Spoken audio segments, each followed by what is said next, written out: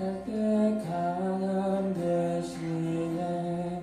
나의 보배가 되신 주 나의 모든 것.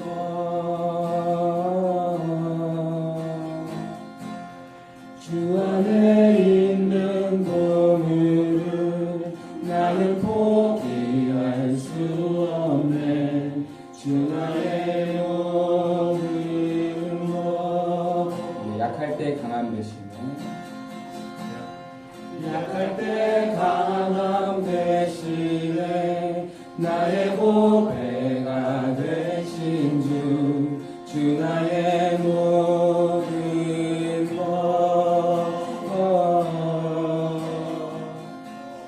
주 안에 있는 보물을 나는 포기할 수 없네. 주 나의 모든 것. 예수 어린 양, 예수 어린 양, 존귀한 이름. 예수 어린 양, 존귀한 이름. 십자가 제사하셨네. 십자가 제사하셨네.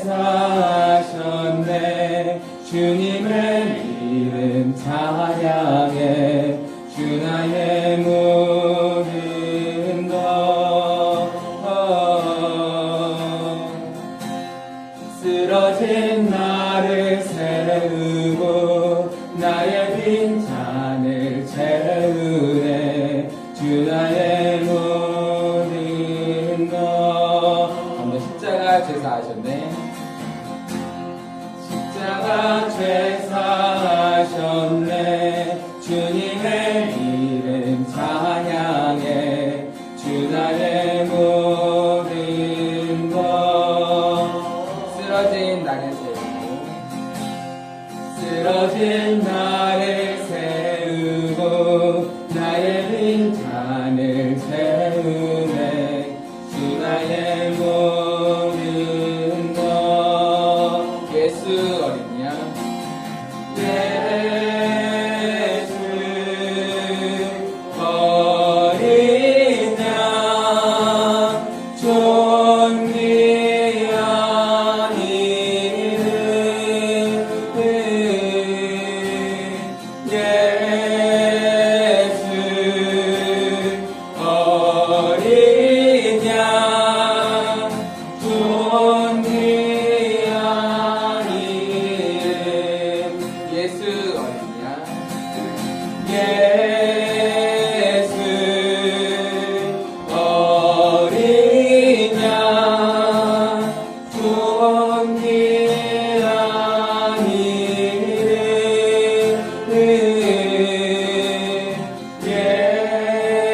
예수 어린 양, 존귀한 이름.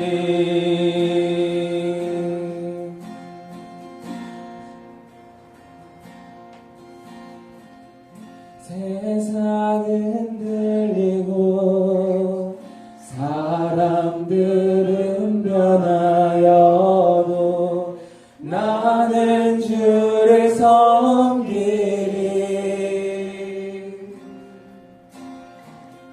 주님의 사랑은 영원히 변하지 않네. 나는 주를 신뢰. 세상 흔들리고 세상 흔들리고 사람들은 변하여도 나는 주를 섬기리.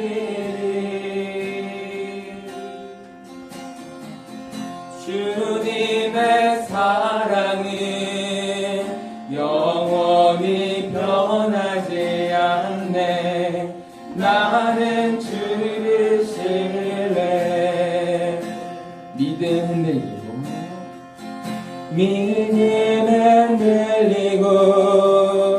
사람들 주를 떠나도 나는 주를 섬기리.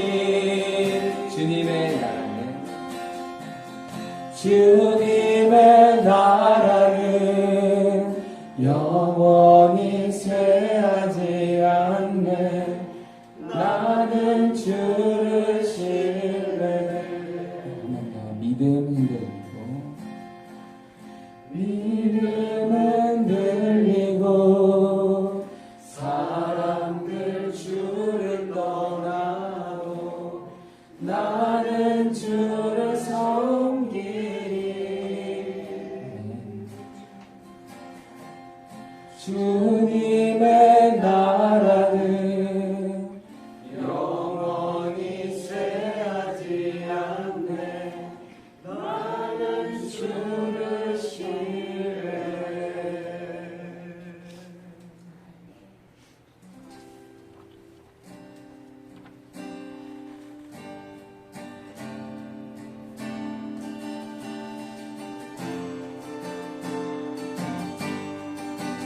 예수를 나의 구주 삼고, 예수를 나의 구주 삼고,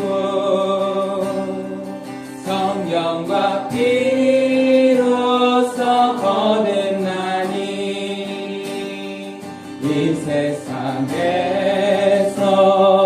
내 영혼이 하늘의 영광 누리리로. 예수를 나의 구주 삼고, 예수를 나의 구주 삼고, 성령과 피로써 거듭나니 이 세상에서 내 영혼이 하늘의 영광 누리. 이것이 나의 간증이요, 이것이 나의 간증이요, 이것이 나의 찬송일세.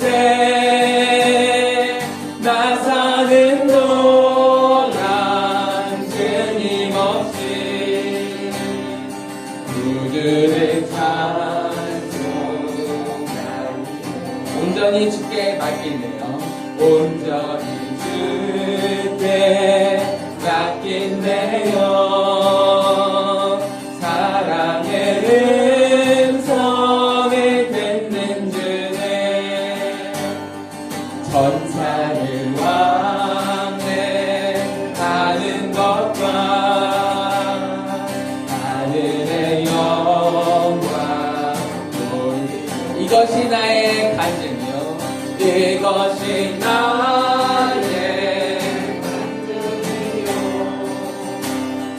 이것이 나의 찬송일세. 나 사는 동안 끊임없이 주를 찬송하리. 주 안에 기쁨 누리므로, 주 안에 기쁨 누리므로 마음의 평안이 잔잔하니 세상과 나는 한 곳 없고 구속한 주만 보이리. 이것이 나의 간증이요, 이것이 나의 간증이요, 이것이 나의 찬송일세. 나 사는 동안 끊임없이 주를 찬송하리.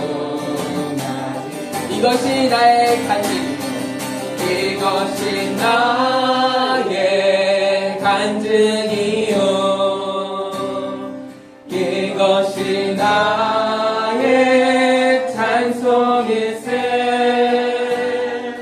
나 사는 동안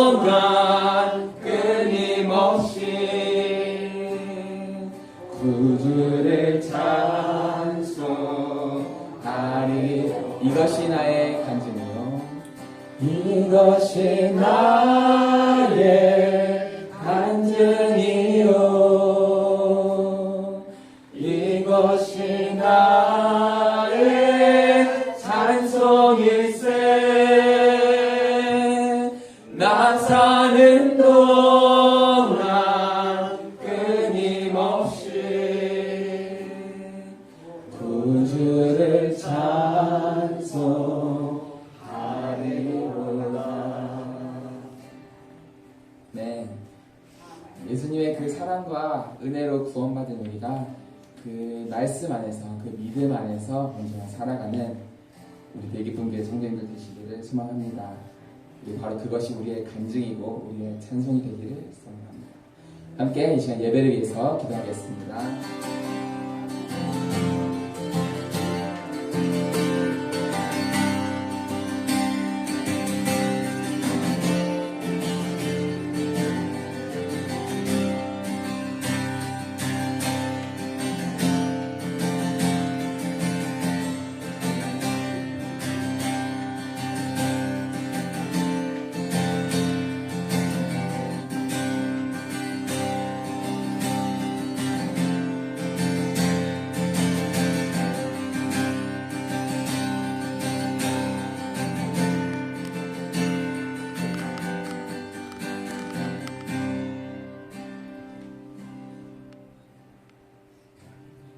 성령 강림 후 둘째 주 또 환경주일 예배를 드립니다.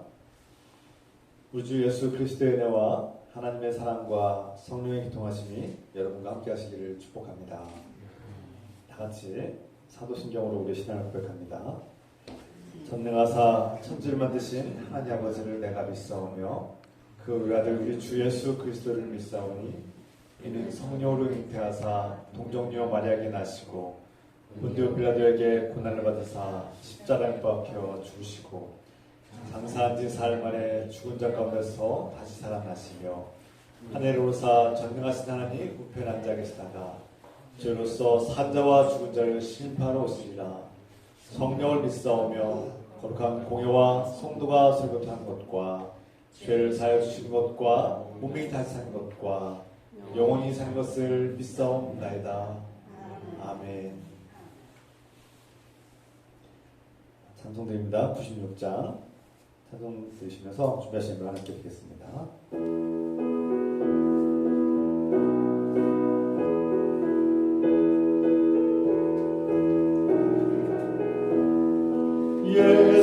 예수님은 누구신가 우는 자의 위로와 먹는 자의 풍성이며 전한 자의 높음과 잡힌 자의 노인되고 우리 기쁨 되시네. 예수님은 누구신가 약한 자의 강함과 눈먼 자의 빛이시며 병든 자의 고침과 죽은 자의 부활되고 우리 생명 되시네. 예수님은 누구신가 추한 자의 정함과 죽을 자의 생명이며 죄인들의 중보와 멸망 자의 구원되고 우리 평화 되시네.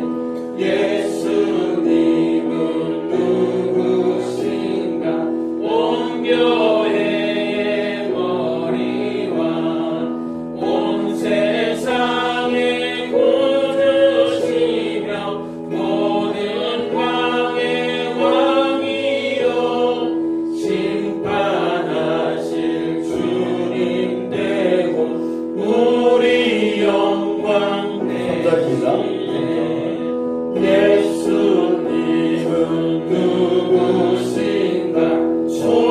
자의 정함과 죽을 자의 생명이며 죄인 그의 충고와 멸망자의 구원되고 우리 평화되시리라. 4절 예수님은 누구신가 온 교회의 머리와 온 세상의 구주시며 모든 왕의 왕이여 심판하실 주님 되고 우리 영광 되시네. 아멘. 이 시간 김옥성 원장님께서 기도도 하셨습니다. 사랑하는 하나님 아버지, 우리가 주님을 기뻐하며 예배드립니다. 이 예배 가운데 성령께서 충만하게 임재하옵소서. 주님께서 보내주신 생명의 성령을 받은 사람은 더 이상 죽음의 노예가 아니라 하나님의 자녀임을 알고 기뻐하며 살게 하소서. 매 순간마다 우리 안에 거하시고 말씀하시는 성령님을 느끼고 기뻐하며 살게 하소서. 그리스도의 영 성령님, 우리의 생각과 마음을 인도하시고 생명의 길로, 진리의 길로, 은혜의 길로 이끌어 주시옵소서. 아멘. 복잡하고 혼돈스러운 세상에서 살아갈 때 그리스도인의 정체성을 잃지 않고 회복시켜 주시옵소서. 주님, 오늘날 저희가 불순종하며 지은 죄를 용서해 주신 것처럼 저희도 부모와 자녀와 형제 자매와 이웃을 용서하며 살게 하소서. 아멘. 나에게 상처 준 사람을 용서할 수 있는 믿음과 용기를 주옵소서. 우리 기도에 응답하시는 예수 그리스도의 이름으로 기도하였습니다. 아멘.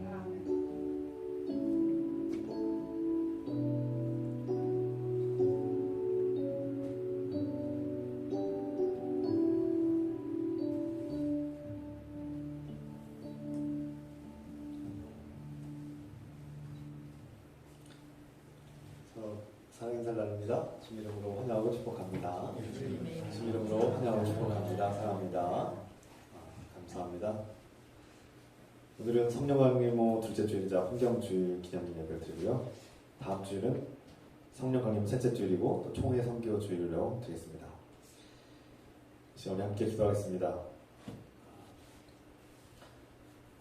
우리에게 주신 우리에게 하나님께서 우리 가정과 또 교회를 책임질 수 있는 그런 생업과 또 생계를 유지할 수 있는 직장과 사업과 일터를 주시기를, 또 노년에는 우리의 삶을 책임져 주시기를 하나님 기도하고 기도하겠습니다. 사랑하는 아버지, 우리의 가정을, 우리의 교회를, 공동체를, 우리 삶을 책임질 수 있는 주님, 그 삶 사시도록 도와주시고, 주님, 우리 일하고 싶어도 일하지 못하는 우리 젊은이들과 또 우리 성도들이 있습니다. 주님께 일자를 달라고, 생업을 달라고, 사업을 달라고 기도할 때 주님 길을 열어주시고 예배해 주시옵소서. 노년의 노후에 어떻게 살아갈지 막막한 우리 성도들에게 주님 그 노년을 책임져 주시길 기도합니다. 주님 우리를 도와주시고, 뭔가 마음이 약해진 그 노년에 주님 병든 몸에 건강하게 하시고 또 살아갈 힘을 주시고 우리 생계를, 생업을 책임져 주시옵소서. 주님 그 자녀들을 도와주시고 또 나라, 민족, 국가가 이 정말 갈 곳 없는 주민들을 책임지고 돌보시는 그런 성장하고 성숙한 나라가 되시도록 도와주시옵소서. 주님, 우리의 생업과 우리의 삶을 책임져주시는 주님께 의지하며 주의 자비와 긍휼을 베푸시고 하며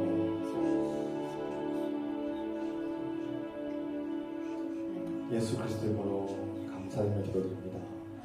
아멘.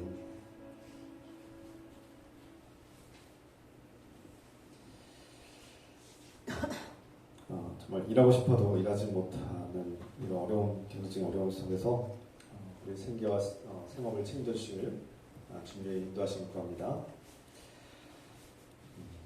이 시간 하나님께서 우리에게 주시는 말씀 출애굽기 2장 11절부터 14절의 말씀입니다. 하나님 말씀입니다. 다 같이 자리에서 하셔서 한 목소리로 같이 읽겠습니다.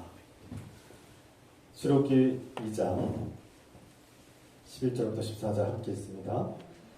모세가 장성한 후에 한 번은 자기 형제들에게 나가서 그들이 고되게 노동한 것을 보더니 어떤 애국 사람이 한 히브리 사람 곧 자기 형제를 치는 것을 본지라 좌우를 살펴 사람이 없음을 보고 그 애국 사람을 쳐 죽여 모래 속에 감추니라. 이튿날 다시 나가니 두 히브리 사람이 서로 싸우는지라. 그 잘못한 사람에게 이르되 네가 어찌하여 동포를 치느냐 하매 그가 이르되 누가 너를 우리를 다스린 자와 재판관으로 삼았느냐. 네가 애국 사람을 죽인 것처럼 나도 죽이려느냐. 모세가 두려워하여 이르되 일이 탈로 되었도다. 아멘. 앉으시기 바랍니다.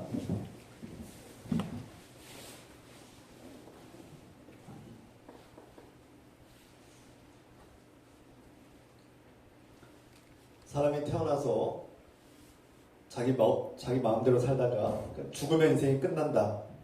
그렇게 생각하는 사람도 있습니다. 정말 사실일까요?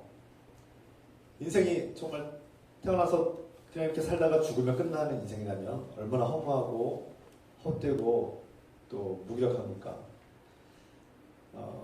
인생이 뭐 승승장구하고 성공만 했다면 다행이지만 수많은 상처와 아픔들과 실패의 경험 속에서 만족하지 못한 삶이 우리 삶이 그렇게 노년에 때로는 불행하게 끝난다면 얼마나 비참하고 때로는 허무한 삶입니까?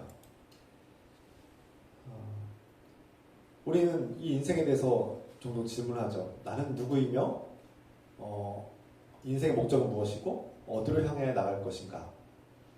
인생이 참 중요한 질문이죠. 이것을 우리는 정체성이라고 합니다. 내가 누구인가? 나는 어떠한 사람이고 무엇을 향해서 나아가는 사람인가? 이것을 아는 사람이 자신의 정체성을 알고 있다고 생각할 수 있습니다. 정체성이 확립되었다. 나는 나의 정체성을 알고 있다. 기본적으로 나는 대한민국의 한국 사람이고 또 누구의 아버지, 누구의 어머니, 누구의 아내, 누구의 남편 이렇게 관계 속에서 우리의 정체성을 찾기도 하죠. 그냥 중요한 일이죠. 그런데 우리는 또 하나의 정체성이 있죠. 이런 정체성, 내가 누구인가 이런 질문을 할 때 또 이런 질문을 하는 시기가 있죠. 가장 활발한 시기가 사춘기 아닙니까?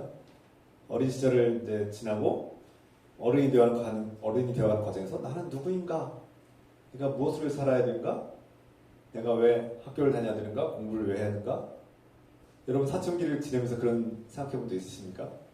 우리 부모님은 왜 내 대로 하지 않고 나는 왜 이런 시골의 작은 마을에서 이렇게 살아야 될까? 뭐 이런 생각을 해본 적 있지 않습니까? 물론 앞에서 드린 그 질문들은 그냥 단번에 해결되는 질문들이 아닙니다. 어쩌면 인생의 모든 과정 속에서 때론 죽을 때까지도 찾지 못할 수도 있는 그런 답이 아닐까 생각합니다. 어떤 사람들은 죽을 때까지 그 답을 찾지 못하고 인생을 마감할지도 모릅니다. 오늘 성경의 본문의 말씀에서 주인공 모세가 등장하는데 모세가 자신의 정체성을 찾지 못해서 혼돈 속에 있음을 보게 됩니다. 정체성이 흔들리고 이 정체성을 찾지 못한 사람은 불행합니다. 고통스러워요. 막 괴로워요. 때로는 막 분노가 일어나요. 그래서 이 정체성을 찾는 게 매우 중요한 거예요. 돈과 명예와 권력이 있음에도 불구하고 이 정체성을 찾지 못하면 사람이 행복하지 못하다는 것을 보게 됩니다. 모세가 바로 그렇습니다. 모세는 왕궁에서 왕자로 자랐는데 부와 명예와 권력을 지녔음에도 불구하고 지금 괴로워요. 고통 속에 있어요. 자신이 누구인지, 자신의 인생이 무엇을 향해 나아가야 될지 모르는 거예요. 괴로운 겁니다. 우리가 성경을 통해서 이미 알고 있지만 모세는 하나님의 위대한 일꾼 아닙니까? 그런데 그가 한순간에 처음부터 그렇게 하나님의 위대한 일꾼이 된 게 아니에요. 알다시피 오랜 시간과 여정과 훈련 끝에 하나님의 일꾼이 되어가는 과정을 우리가 보게 됩니다. 그 과정 중에 한 단면이 바로 오늘 우리가 읽은 본문인데요. 모세가 어른이 되었어요.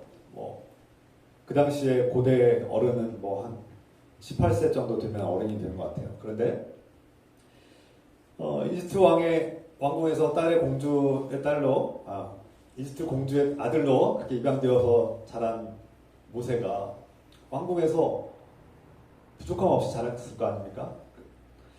온갖 교육을 다 받고 또 때로는 군사 훈련도 받고 리더십 훈련도 받고 어떤 왕자로서의 권위를 가지고 이렇게 행동하는 것들 다 배웠을 거 아닙니까? 문제는 모세의 정체성이 흔들리면서 그 삶이 이제 커다란 혼돈과 위기가 닥쳐오게 됩니다. 바로 그 원인은 자신이 이집트 왕족의 아들이 아니라는 것을 알게 된 거죠. 큰 충격을 받은 겁니다.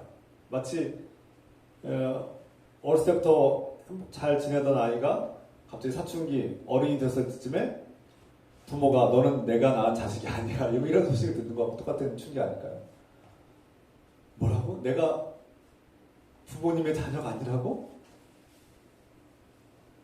내가 어디 데려온 아들이라고? 데려온 딸이라고 하면 얼마나 충격을 받겠습니까? 어른이 돼서. 그런 충격 같은, 내가 알고 보니까 왕족이 아니고 저 히브리 백성들, 제가 지난 시간에 말씀드렸죠? 히브리라는 단어에는 하층민, 천민이라는 그런 뜻이 담겨 있다고. 물을 건너온 자들. 그러니까 이집트 백성에게 억압을 당하고 차별당하고 학대당하고 노예로 살아가는 그런 계층, 하층민 중에 하층민, 천대받는 계층에 속한 자, 그들이 내 조상이고 내 뿌리고 내 근본이고 내 부모라는 사실을 깨달은 거예요. 성경에서는 어떻게 알았는지는 알려주지 않아요. 그가 스스로 알았는지 누가 알려줬는지 아무도 알 수 없습니다. 그런데 정확히 알 수는 없지만 어른이 되면서 이제 내가 이집트인들과 좀 얼굴이 좀 다르다든지 아니면 누군가가 몰래 어떤 시녀가 와서 갑자기 너는 어린 시절에 나일강에서 이렇게 이집트의 딸이 너를 이렇게 데려온 바구니에서 너를 건져낸 아이란다. 누가 얘기했을 수도 있고요. 어떤 과정에 의해서는 모세가 자신이 이집트 왕족의 아들이 아니라 히브리족 속의 아들임을 알게 된 거죠. 엄청난 충격을 받은 겁니다. 그래서 정체성이 흔들리는 거예요. 난 누구인가? 내 인생은 어떻게 이렇게 파란만장하고 어려운 인생이 됐을까? 이렇게 이제 혼돈 속에 이제 갇힌 거죠. 때로는 유아기 때 몇 년 동안 그 요괴배 어머니의 젖을 먹고 그렇게 어머니 영향을 받아서 이렇게 살아온 그런 영향이 무의식적으로 아련하게 남아서 히브리 백성들에 대한 동족애를 느끼고 강하게 연민을 느낄지도 보겠습니다. 정확히 알 수는 없지만 중요한 것은 이 모세가 자신이 누구인지를 지금 찾기 위해서 지금 몸부림치고 있는 과정에 있어요. 여러분들은 그런 과정을 겪으셨는지 모르겠습니다. 사춘기 때 너무 오래된 시절, 어린 시절이라서 다 잊어버렸겠지만 우리는 다 한 번쯤 그런 경험들을 했을 겁니다. 중요한 것은 그가 이제 어른이 되었을 때 이미 자신이 저 하층민, 천민의 후손이라는 것을 자녀라는 걸 알았고요. 최고의 신분, 왕족이라는 최고의 신분에서 자신이 정말 천대받고 차별받고 학대받는 저 노예들의 동족임을 알게 되고 괴로워하고 있는 거예요. 여러분 상상해 보세요. 그리고 어느 날 그런 고통 속에서 이제 히브리 백성들의 삶을 자꾸 보게 된 거죠. 왕궁에만 있지 않고 전에는 관심도 없었던 그들에게 더 관심이 가는 겁니다. 그리고 자꾸 가까이 가서 보게 되는데 그들의 삶은 너무나 비참해요. 너무 불행해요. 매를 맞고 강제 노역을 하고 막 고통스럽게 살아가요. 그 모습을 보고 있는 이 모세의 마음이 이제 찢어지는 거죠. 가슴이 아프고 괴로운 거예요. 분노가 일어납니다. 누구에 대한 분노입니까? 화가 나는데 한마디로 이집트인이 지금 잘못하고 있다고 생각하는 거죠. 히브리 백성들이 너무나 비참하고 불행하게 느껴지는 겁니다. 그가 뭐 오늘날처럼 우리 현대인처럼 뭐 인류애나 뭐 도덕심이나 인권에 대한 어떤 그런 높은 성숙한 지식이 있어서 도덕심으로 그들을 불쌍히 여기거나 그런 것이 아니라 그 폭력에 대한 잔혹함에 대한 거부 그리고 어떤 부당함에 대한 어떤 분노 좀 나아가서 이 모든 정책을 펼치고 히브리인들을 억압하게 만들고 그들을 짓밟고 있는 자신의 리더죠. 파라오, 이집트의 왕 파라오가 하고 있는 그 폭정에 대해서 분노하기 시작한 거죠. 여러 가지 마음들이 이제 지금 복잡하게 지금 모세를 괴롭히고 있는 겁니다. 동족에 대한 어떤 연민, 그리고 파라오에 대한 어떤 부당함에 대한 그 폭력에 대한 잔혹함에 대한 저항감과 어떤 반감, 적대감들이 막 지금 모세를 막 괴롭히고 있는 거죠. 이것들이 막 쌓이면서 그 어느 날 이집트인이 히브리인을 때리고 매질하는 장면을 봤습니다. 눈앞에서 가까이서 막 히브리인을 잔혹하게 때리고 있는 모습을 보니까 이 모세가 참다 못해 주변을 둘러보고 사람이 안 본다고 생각했는지 이집트인을 그 히브리인을 때리고 있는 이집트인을 때려서 죽인 겁니다. 참을 수 없는 분노, 쌓인 그 분노가 폭발해서 결국은 그 이집트인을 죽이고 만 거예요. 이집트 왕자가 물론 신분을 숨기고 그 현장에 가까이 갔겠지만 이집트인을 죽였으니 이제 문제가 생기죠. 같은 이집트인이 이집트인을 죽여온 것도 문제이지만 또 히브리 편을 든 거 아닙니까? 결국 아무도 보지 않았다고 생각했지만 고발당합니다. 들켜요. 들통나요. 결국 살인자가 되어서 이 사실을 알게 된 파라오가 그를 죽이라고 명령하죠. 그러니까 참 결국은 우리가 추정하건대 우리가 추측할 수 있는 것은 아무도 보지 않았는데 고발을 당했다는 것은 오히려 매질을 당했고 구원을 받은 구출을 받고 자신을 도와준 그 히브리인이 자신을 도와준 모세를 고발한 것이 아닐까 그렇게 생각할 수밖에 없습니다. 주변에 사람들이 보지 않았다면 물론 몰래 봤다면 보겠지만 오히려 그를 고발한 사람이 히브리인이 아닐까 생각하게 되죠. 근데 물론 자신을 도와줬는데 자신을 살려줬는데 고발하지 않았겠죠. 누가 몰래 봤을 가능성이 큽니다. 중요한 것은 그 다음에 자신이 그 이집트인을 죽이고 땅에 몰래 묻었는데 모래 속에 묻었는데 그 현장을 다시 한번 간 거예요. 그런데 그때 또 히브리인 둘이서 싸우고 있는 장면을 보게 됩니다. 히브리인들끼리 싸우니까 모세가 가슴이 아픈 거예요. 너희는 동족인데 서로 도와주고 협력해도 부족한데 왜 싸우고 있느냐 이제 또 항의를 합니다. 그러자 이 히브리인이 어떻게 하라는지 네가 얼마 전에 그 이집트인을 죽이더니 이제 나를 죽이려고 하냐? 네가 도대체 누구냐? 우리가 무슨 상관이 있느냐? 네가 우리의 통치자냐? 아니 재판장이냐? 내가 따집니다. 그 모세가 그 말 듣고 내가 들통났구나. 내가 들켰구나. 두려움이 밀려왔을 겁니다. 겁이 나죠. 결국은 아까 말씀드린 것처럼 파라오에게도 소식 들렸었고 모세가 죽을 위기에 처하자 모세는 광야로 도망칩니다. 우리가 이 과정과 이 사건 속에서 모세의 마음을 좀 들여다볼 필요가 있습니다. 정확히는 알 수 없지만 적어도 지금 모세는 자신이 이집트인으로 살아왔으면서도 불구하고 이집트인을 죽였어요. 이집트인으로 살아왔지만 이집트인이 아닌 거죠. 이집트인에 대한 파라오에 대한 그리고 이집트인에 대한 미움과 적대감이 가득합니다. 이집트인으로서의 정체성이 지금 사라지고 있어요. 그리고 동족인 히브리인에 대한 연민인데 이집트인의 삶을 살아온 그에게 갑자기 히브리인의 삶은 히브리인의 동족들이 그를 받아줄까요? 거부당합니다. 앞서 말씀드린 것처럼 네가 무슨 상관이냐? 네가 왜 우리한테 상관하고 개입하고 끼어드는 거냐? 도와줬음에도 불구하고 오히려 살인자로 몰리게 되죠. 네가 우리의 통치자냐? 네가 우리의 재판관이냐?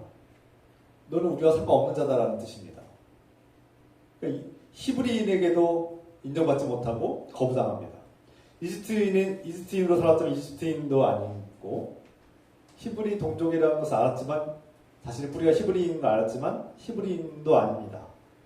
양쪽을 이집트도 히브리인도 다 사랑하고 싶었지만 둘 다 사랑하지 못하고 둘 다 속했지만 한편으로는 이집트인이고 한편으로는 히브리인이지만 둘 다 인정받지 못하고 둘 다 거부당하는 아주 그런 형국에 처하게 된 거죠. 여러분 생각해 보세요. 뭐 재미교포라든지 제일교포들 2세대, 3세대 보면은 뿌리는 한국인이지만 그들의 삶은 또 일본인이기도 하고 미국인이기도 하고 그게 참 혼돈스러울 겁니다. 아마 그분들이 공감을 많이 할 것 같아요. 내가 뿌리는 한국인이지만 살아온 것은 미국인, 일본인, 중국인일 수도 있잖아요.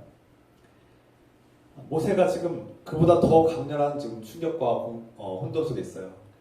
이집트인도 아니고 히브리인도 아닌 누구에게도 속하지도 않고 누구에게도 인정받지 못하는 상황 속에서 모세는 지금 고통 속에 있는 거죠.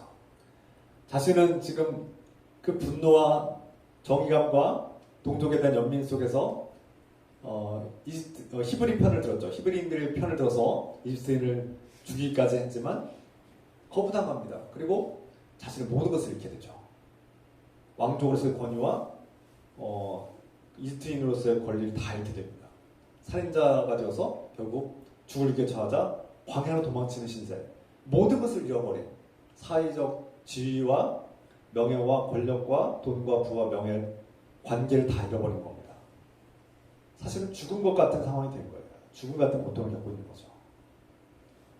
그러니까 정체성이라는 것이 내가 누구인가, 내 인생의 목적은 무엇인가, 이런 정체성을 잃어버린 사람이 얼마나 절망적인 상황까지 추락하는지를 우리가 보게 된 겁니다. 그러니까 정체성이 흔들리고 정체성이 확립되지 않은 사람은 굉장히 위험한 삶, 위태로운 삶, 어디까지 추락할지 모르는 위태로운 삶을 살게 된다는 거예요. 그러니까 이 정체성이라는 것이 중요하다는 겁니다. 그냥 있어도 그만 없어도 그만이 아니라 내가 누구인가를 분명히 알아야 된다는 거예요. 내가 누구인가, 내 인생의 목적은 무엇인가를 분명히 알아야만 인생이 끝도 없이 추락하는 그 절망으로 추락하는 것을 막을 수 있다는 거죠. 여러분, 모세가 광야로 도망치는데요. 우리가 다음 시간에 나누겠지만 광야로 도망친 모세는 그 광야에서 자신이 누구인지를 이제 찾게 됩니다. 여러분, 광야는 자신의 정체성을 찾지 못한 사람들에게 훈련의 장소가 됩니다. 광야는 어떤 곳입니까? 물도 없고 먹을 것도 없고 집도 없고 거주할 것도 없고 편하지 않은 곳이에요. 떠돌이 생활을 해주는 곳이죠.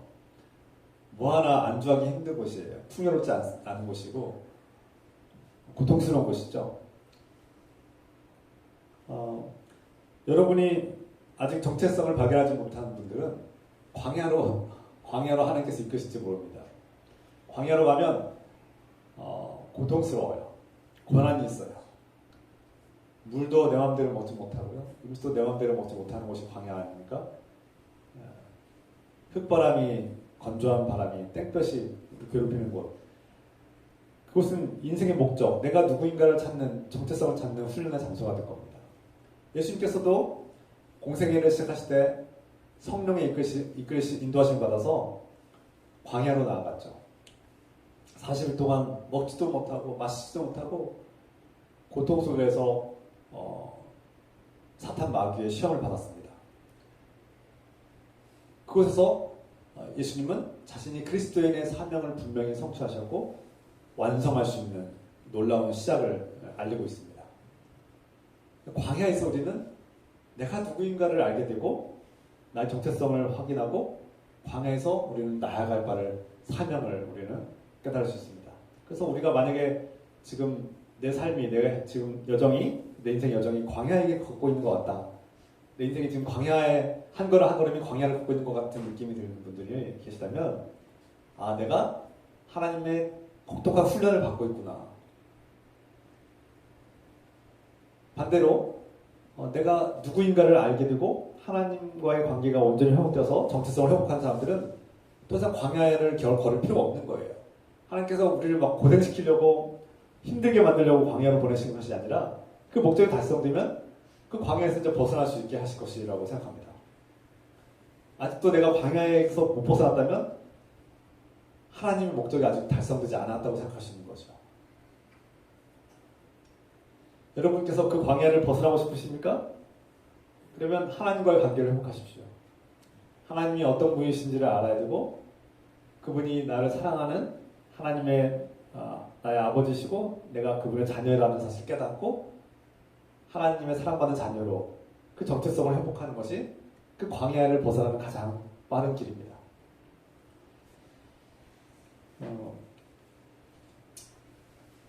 모세는 자신의 힘으로는 그 히브리 백성들 동족을 구원할 수 없다는 사실을 깨닫고 무기력함과 절망에 빠지죠. 자신의 실패와 연약함에 고통스러워합니다. 그래서 정체성이 흔들리고 혼돈 속에 있을 때 내가 누구인가? 그리고 그 히브리인의 그 항의처럼 네가 누구냐? 네가 우리가 무슨 상관이 있느냐? 이에 대한 답을 찾아야 돼요. 그런데 모세가 나는 너희 동족이다. 내 어머니 아버지가 누구다. 아므람과 요게벳이다라고 말하지 않아요. 왜냐하면 자신은 아직 이집트인의 정체성을 버리지 못하는 거죠. 내려놓지 못하는 거예요. 아직 히브리인도 아니고 이집트인도 아닌. 그러나 우리는 분명히 말할 수 있어야 됩니다. 나는 하나님이 나중에 모세가 깨닫게 됐죠. 훗날 모세는 자신이 이 모든 것이 하나님이 이끄신 거였구나. 나는 하나님의 사람이었구나 라는 것을 깨닫게 되죠. 이따 다시 나누겠습니다. 우리가 이 말씀을 나누는 과정에서 주목할 점이 하나 있습니다. 모세가 그 주체할 수 없는 강렬한 분노를 느끼고 화를 참지 못해서 그 이집트인을 죽이고 마는데요. 정상이 아니죠. 건강한 지금 영적인 상태가 아닙니다. 모세가 진정으로 그토록 강렬한 주체할 수 없이 조절할 수 없는 분노를 느낀 이유가 무엇일까요? 정말 히브리인들이 너무나 사랑해서입니까? 그토록 강렬한 사랑을 가지고 있기 때문에 그렇게 한 걸까요? 아니면 이집트를 너무나 미워해서 이집트는 다 죽어야 돼 하고 어떤 그런 강렬한 혐오감과 적대감 때문에 그렇게 한 겁니까? 그것도 아니에요. 본인이 이집트인으로 살았고 이집트의 왕자로 있기 때문에 그런 것도 아닙니다. 그러면 앞서 말씀드린 듯이 도덕심과 정의감이 붙어서 그렇게 했을까요? 아니에요. 왜 그토록 화를 냈을까? 앞서 말씀드린 것처럼 모세는 어렸을 때부터 많은 교육을 받고 역사에 대한 공부도 하고 왕자로서의 훈련을 받았을 텐데 이집트 역사 속에서 저 히브리 백성들이 어쩌다가 고센 땅으로 이렇게 정착하게 됐는지를 알게 됐을 겁니다. 역사를 공부하면서 과거에 요셉이라는 총리가 그 이스라엘 백성들을 이끌었고 이스라엘 백성들을 고센 땅에 머물게 했고 또 이집트가 가뭄의 7년 동안이라는 가뭄의 위기에서 멸망당할 수 있었지만 그 이집트 총리가 하나님을 믿고 의지함으로써 하나님의 도움을 받아서 그 이스라엘 백성들을 구할 뿐만 아니라 이집트인들을 다 구원했다. 이런 역사가 있을 겁니다. 아마 그도 공부하면서 알았을 거예요. 그리고 그 히브리 백성들이 믿는 하나님이 어떤 분인지에 대해서 알았을 겁니다. 야훼 하나님에 대해서 공부했을 거예요. 저들은 어떤 신을 믿고 어떤 신앙생활을 하고 어떤 패턴으로 안식일을 지키는가 연구했을 겁니다. 그럼 이것을 알고 있는 모세는 어떤 생각을 할까요? 과연 히브리인들이 저 이집트인들에게 짓밟히고 억압당하고 차별당하고 학대당하고 강제 노역을 당하는데 저들이 믿는 하나님은 뭘 하고 있지?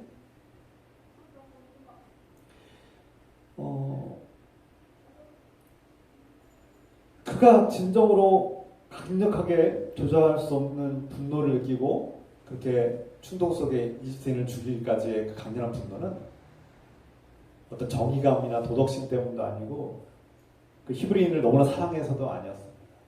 이집트인을 정말 미워해서도 아니었을 거예요. 그건 조금씩 있었을 거예요. 중요한 것은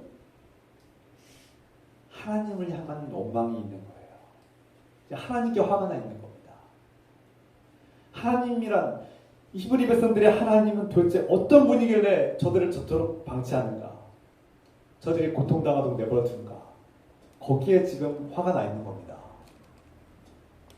그러니까 어떤 사람이 화가 났을 때 그 사람의 근본적인 마음의 깊은 곳에 가면 하나님을 향한 원망이 잔뜩 있는 거예요. 정말 하나님이 살아계시다면 그의 백성들, 이스라엘 백성들을 저렇게 노예 생활하도록 학대받도록 저렇게 비참하게 불행하게 살도록 내버려 두실까?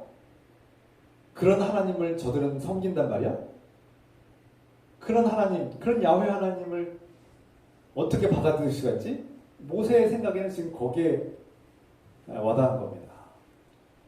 그러니까 모세가 우리는 단순히 그냥 화가 나서 그 이집트를 죽였네, 그리고 도망쳤네 이렇게 끝납니다. 대부분 그렇게 생각하고 그렇게 해서 도망쳤구나. 모세가 계속 광야 생활했고 나중에 돌아오는구나 이렇게 생각할 수 있지만 여기엔 정말 중요한 영적인 중대한 계기가 있는 거예요.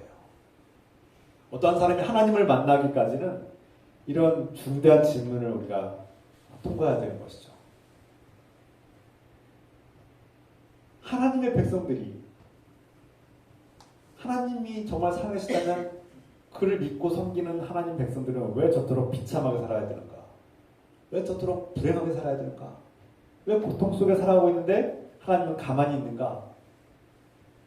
이 문제가 풀리지 않는 거예요. 이해할 수 없고 받아들일 수 없는 겁니다. 그래서 모세가 그렇게 통제할 수 없는 분노를 표출하고 해서는 안 될 그 사건을 살인을 저지른 것이죠. 여러분, 그래서 우리가 그리스도인들도 때로는 화가 날 때가 있죠. 또 세상을 바라볼 때 이 세상은 선한 일도 있지만 악한 일이 훨씬 많은 것 같습니다. 누군가가 항상 불의를 행하고 거짓을 행하고 누군가를 짓밟고 폭력을 행하고 죽이고 폭행을 저지르는 그런 뉴스를 날마다 듣지 않습니까? 매일같이 우리는 뉴스를 통해서 그나마 일부 10건이면 뭐 한두 건만 듣죠. 막 끔찍한 사건들 매일같이 끊임없이 듣지 않습니까?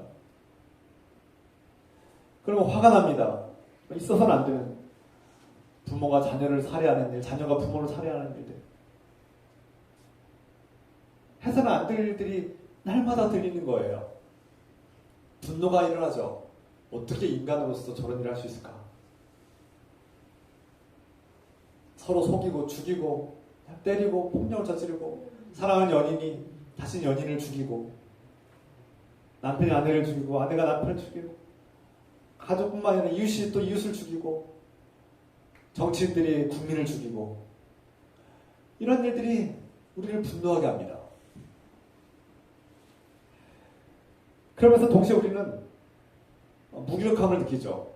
저 불의와 저 폭력과 이 불의한 죄악된 세상에서 우리가 할 수 있는 일이 많지 않아요. 우리는 두려워요. 그리고 때로는 우리가 저들에게 폭력을 당하지 않을까? 우리가 저들에게 공격을 당하지 않을까? 두려워요. 불안해요. 그리고 그런 두려움과 불안들은 우리가 나는 그리스도인입니다. 나는 그리스도인입니다. 하나님의 자녀입니다라고 떳하게 선포하지 못하는 원인이 되기도 합니다. 물론 믿지 않는 사람들이 더 많은 세상 속에서 내가 그리스도인인 것을 밝히는 것이 곤란하기도 하고 때로는 지혜이기도 합니다. 물론 제가 나중에 또 나누겠지만 그리스도인들이 비그리스도인들과 함께 살아가는 법을 배워야 돼요. 우리가 그들 존중하는 법도 배우고 함께 공존하고 상생하는 법도 배워야 되죠. 그리스도인들의 독선이나 그리스도인들의 어떤 베타성을 좀 우리가 지혜롭게 살펴보고 연구해 볼 필요가 있습니다. 다시 본론 들어와서요.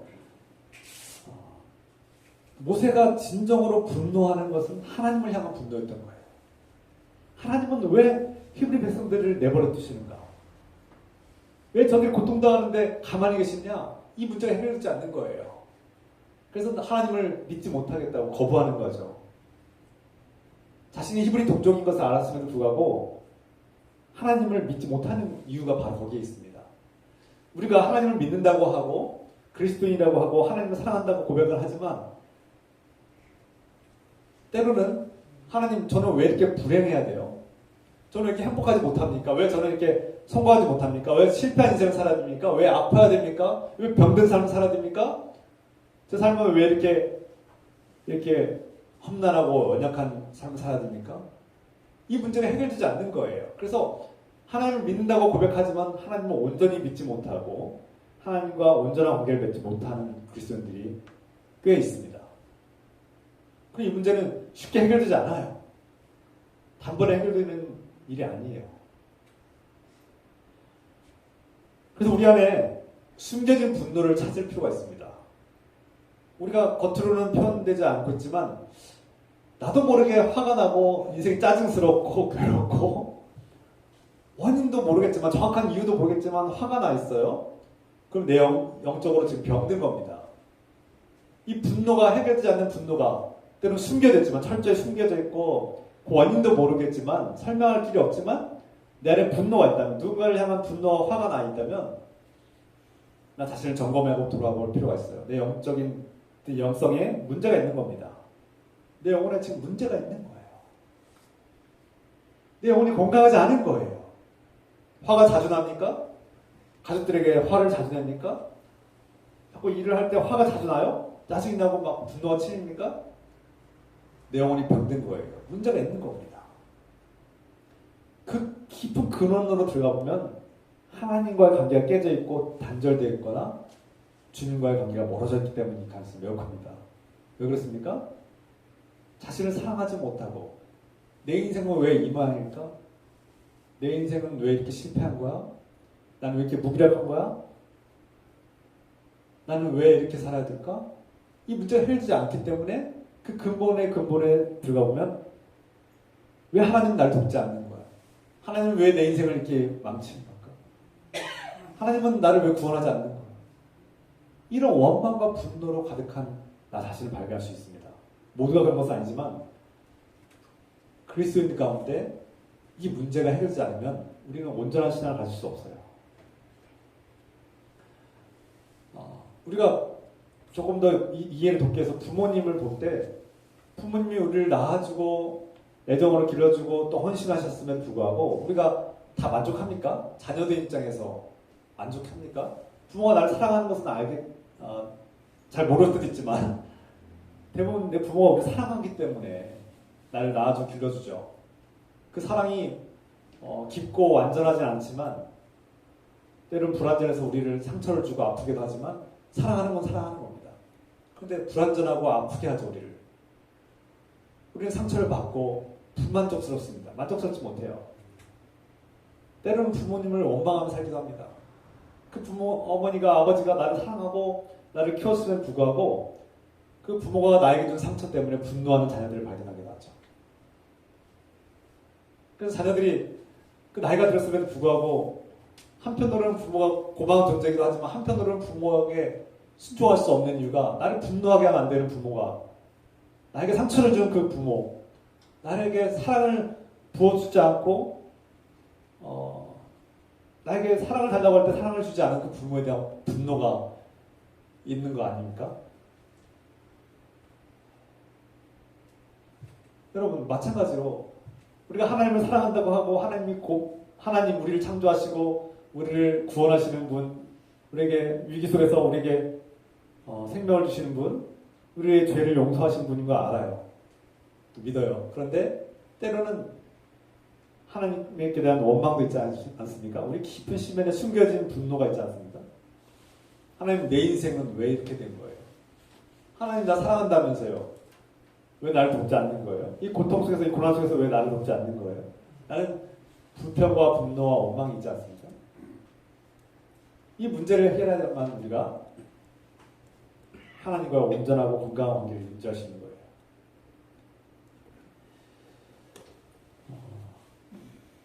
우리가 물론 고통 속에서 화를 낼 수 있어요. 시편의 시인들도 그 고통 속에서 이유를 알 수 없는 원인을 알 수 없는 고통 속에서 괴로워하면서 하나님께 막 화도 내고 막 분통도 터뜨리고 하나님 도대체 왜 이러시는 거예요 나한테? 하나님 이래도 되는 겁니까? 화도 내고요. 그럴 수 있어요.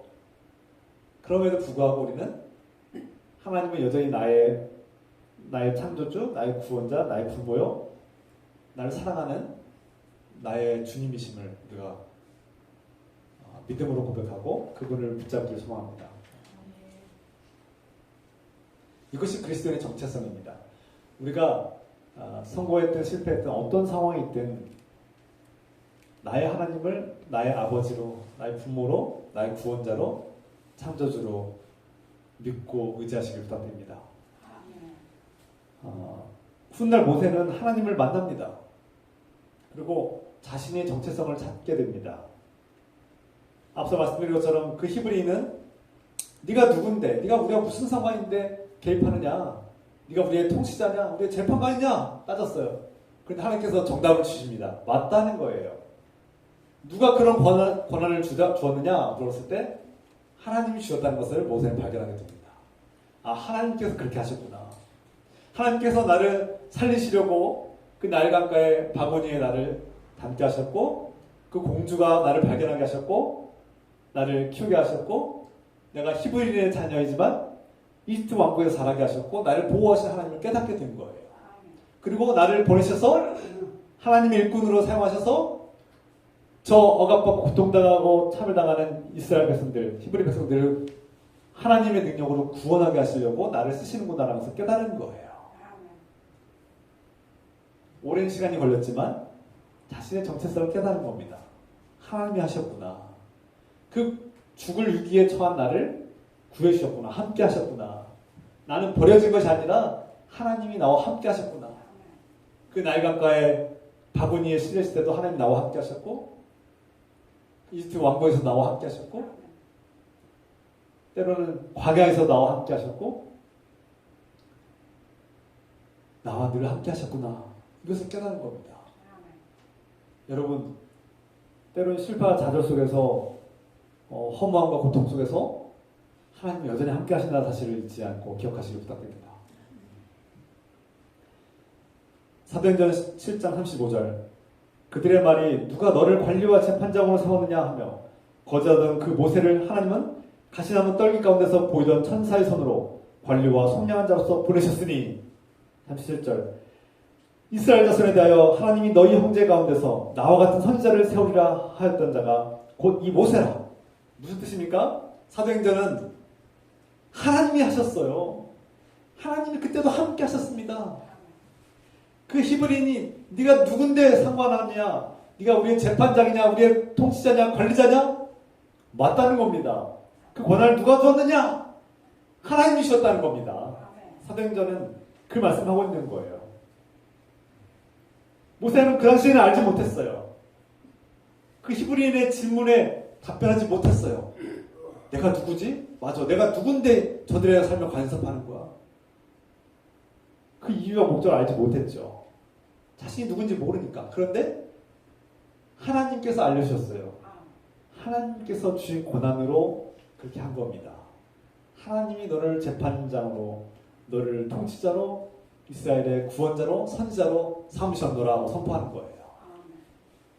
모세가 이것을 깨닫고 정체성이 회복된 겁니다. 이때부터는 모든 것을 잃었던 모세, 자신의 지위와 권력과 부와 명예와 관계를 다 잃었지만, 가족을 잃었지만 하나님께서 함께 하시고 세운 사람으로 모든 것을 회복하게 됩니다. 그때부터는 절망에서 벗어나고 혼동에서 벗어나 질서 있는 삶, 행복한 삶, 자신이 누구인지 아는 삶이 시작되는 거예요. 여러분, 과연 그리스도인의 정체성은 무엇입니까? 저와 여러분들의 정체성은 무엇입니까? 주님께서 말씀하지 않습니까? 하나님, 앞서 말씀드린 것처럼 우리가 모든 사람들이, 모든 나라와 민족과 국민들이 다 하나님을 믿으면 그런 고민을 할지 이런 정체성에 대해서 고민할 필요가 없을지도 모르겠습니다. 그런데 대다수의 사람들이 하나님을 믿지 않는 다원주의 사회에서, 이 복잡하다는 현대 사회에 살고 있는 우리 그리스도인들은 이 정체성을 확립하는 것이 매우 어렵고 또 혼돈 속에 거할 위기에 처해 있습니다. 그러나 주님께서 분명히 말씀하시는 거예요. 너는 내 것이다. 너는 나의 사랑하는 아들이고 딸이다라고 분명히 선포하십니다. 할렐루야. 저 여러분들은 하나님의 것입니다. 너는 내 것이라. 내가 너를 낳았노라. 주님께서 우리가 말씀하십니다. 내가 너를 낳았노라. 너는 내 아들과 딸이다. 너는 내가 낳은 자녀이고 내가 사랑하는 자녀이다라고 말씀하시는 거예요. 사도 바울이 말합니다. 너희는 하나님의 인침을 받은 자들. 무슨 뜻입니까? 내가 도장을 꽝 찍었다. 너는 내 아들이야, 내 딸이라고 도장을 꽝 찍었다는 거예요. 이 도장은 불변함이 없다. 내가 너를 인쳤다. 내가 너의 도장을 찍었어. 누구도 너희는 내 것이야 라고 말하는 겁니다. 이게 주님께서 우리에게 말씀하시는 핵심이에요. 이 모든 것이 바로 예수 그리스도를 통해서 완성되었죠. 내 힘으로, 내 선행으로, 내 공로로 되었습니까? 여러분의 지식과 노력으로 얻은 것입니까? 결코 아닙니다. 오직 하나님의 은혜, 예수 그리스도의 은혜로 십자가의 죽음과 그의 부활의 능력으로 우리는 거저 받은 것입니다. 그래서 예수 그리스도께서 그 죽음에서 우리를 건지신 예수 그리스도께서 너는 나의 제자요, 너는 나의 친구요, 너는 나의 신부요, 너는 나의 몸이라고 말씀하시는 겁니다. 이것을 은혜로 거저 주신 것이죠. 저 여러분들이 받은 은혜, 하나님의 은혜로 받은 이 놀라운 생명과 하나님의 자녀로 입양된 사실과 이 건진받은 인생, 죽을 운명에서 건진받은 인생, 하나님의 자녀로 입양된 우리가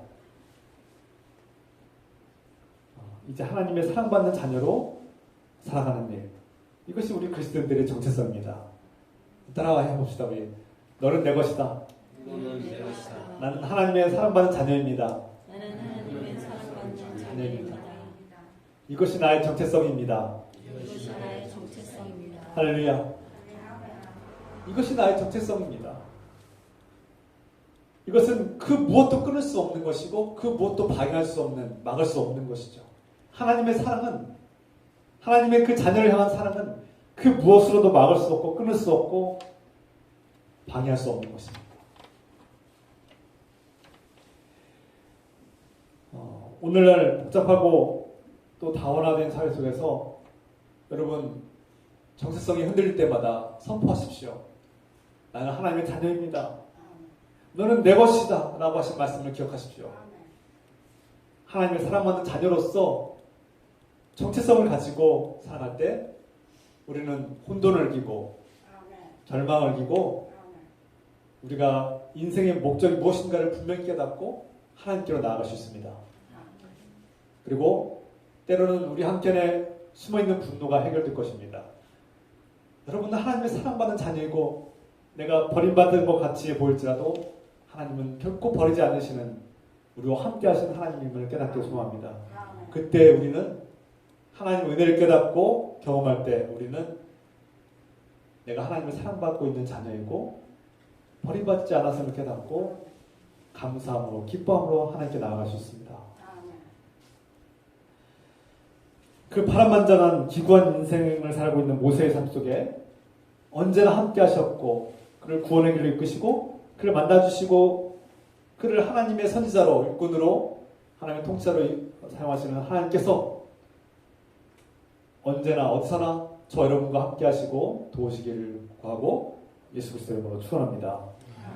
함께 기도합시다. 사랑의 하나님 아버지, 모세를 바라봅니다. 모세가 자신이 누구인지를 알지 못할 때 한원도 끝도 없이 추락하고 살인자로 비참한 인생으로 모든 것을 잃고 광야로 쫓겨난 인생을 살게 되었습니다. 주님, 그러나 그는 하나님을 만나고 자신이 누구인지 자신의 정체성을 회복하고 찾게 되었습니다. 주님, 우리가 복잡하고 다단한 현실 속에서 다원화된 사회 속에서 하나님 믿지 않는 사람들과 함께 살아갈 때에 우리의 정체성이 무엇인가를 분명히 깨닫게 하여 주시옵소서. 내가 하나님의 사랑받는 자녀, 너는 내 것이라고 하신 주의 말씀을 기억하고 깨닫게 하시며 내가 하나님의 사랑받는 자녀로서 하나님의 인침받은 자녀로서 하나님을 사랑하는 자녀로 살게 하소서. 내가 때로 실패하고 좌절하고 고통 속에서 부르짖을 때 하나님 나를 돕지 않는 것 같고 하나님이 우리를 버린 것 같이 느껴질지라도 그렇지 않다는 사실을, 하나님이 나를 사랑하고 나와 함께하며 실패한 나를 일으키시고 위로하시는 하나님이심을 깨닫게 하여 주시옵소서. 주님, 우리 하나님을 우리가 부르짖어 기도하며 나를 사랑받는 자녀로 부르시는 주님께 나아갑시다. 주여, 주여. 하나님 아버지,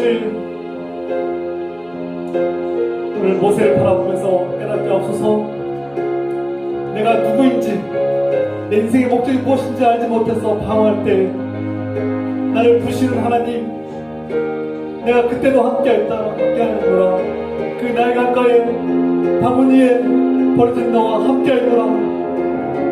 내가 너를 건져내었노라. 이집트의 왕국에서도 함께하였고 광야에서도 함께하였고 나는 너와 늘 함께하였노라고 말씀하신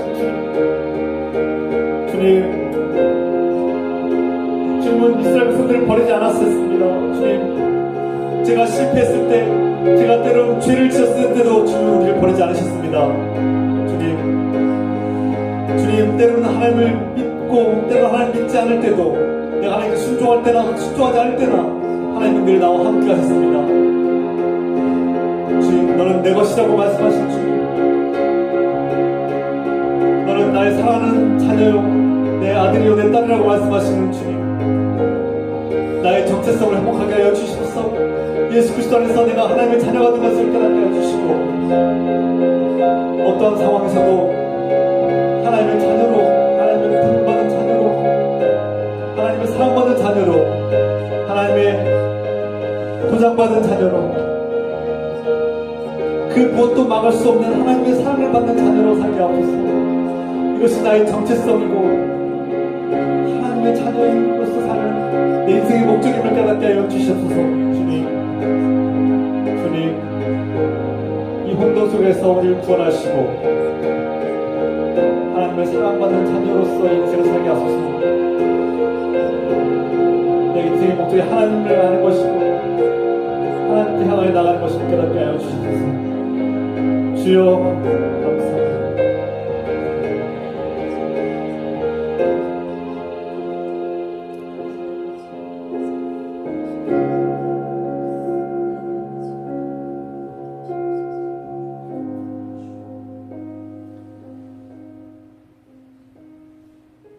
사랑의 하나님 아버지, 모세는 자신이 누구인지 알지 못하여 방황하고 살인자로 추락하며 모든 것을 잃고 광야로 도망치는 신세가 되었습니다.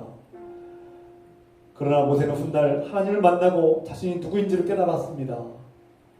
너는 내 것이다. 너는 내가 사랑하는 아들이요 딸이라고 말씀하시는 주님의 음성을 듣게 하옵소서. 이것이 그리스도인의 정체성을 깨닫고 예수 그리스도께서 우리에게 거저주신 은혜로 받은 하나님의 선물임을 깨닫게 하시고 내 인생의 목적은 하나님이시고 하나님을 아는 것이고 하나님께로 나아가는 것임을 깨닫게 하여 주시소서. 이제는 우리 인생의 목적이 되신 예수 그리스도의 은혜와 우리를 있는 모습 그대로 사랑하시는 끝없는 하나님의 사랑하심과 우리의 인생의 목적을 찾게 하시고 내가 누구인지를 알게 하시는 성령님의 교통하며 역사하심이 오늘 깊은 교회 모든 성도들과 이 땅의 주님의 백성들을 위해 지금부터 영원토록 함께 해주시기를 간절히 축원하옵나이다. 아멘. 아멘.